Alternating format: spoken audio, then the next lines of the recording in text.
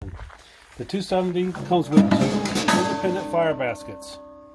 Each fire basket has its own ash pan that travels with it that is 3-sided. This side is for dumping ash. You'll notice at the front of the fire basket there's a little hook here. That hook allows you to set this basket at different heights. You can simply click it on the rail for a higher searing height, or you can lower it on the base. When your basket is warm, use the handle to do the same thing.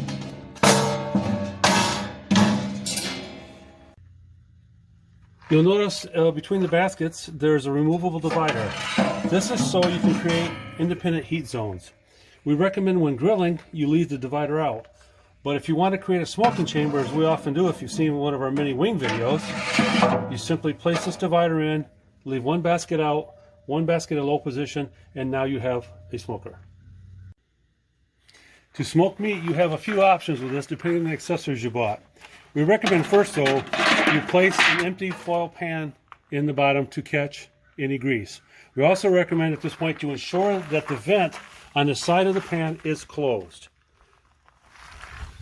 Then you can smoke with either a stainless steel cooking grate that you may have purchased as one of your options, or we also have drop-down smoking grates that we utilize for taller cuts of meat.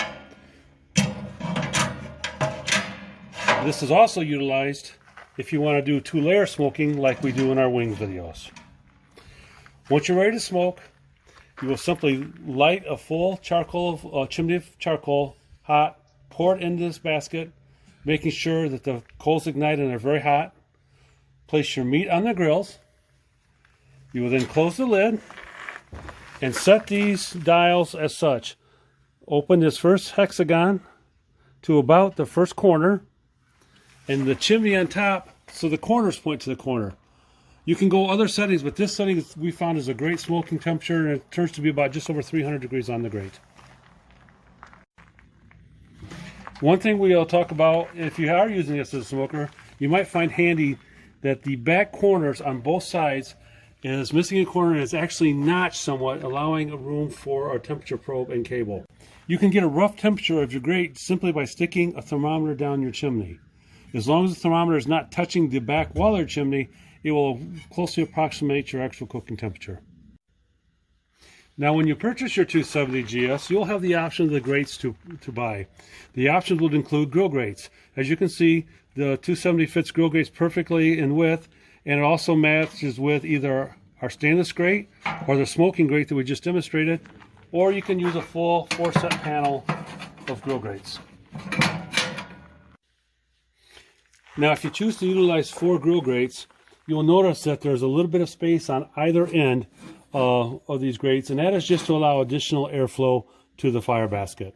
When grilling, you'll often use your vents wide open, which will give you sufficient heat, but sometimes you just want a little bit more airflow, and that will allow it.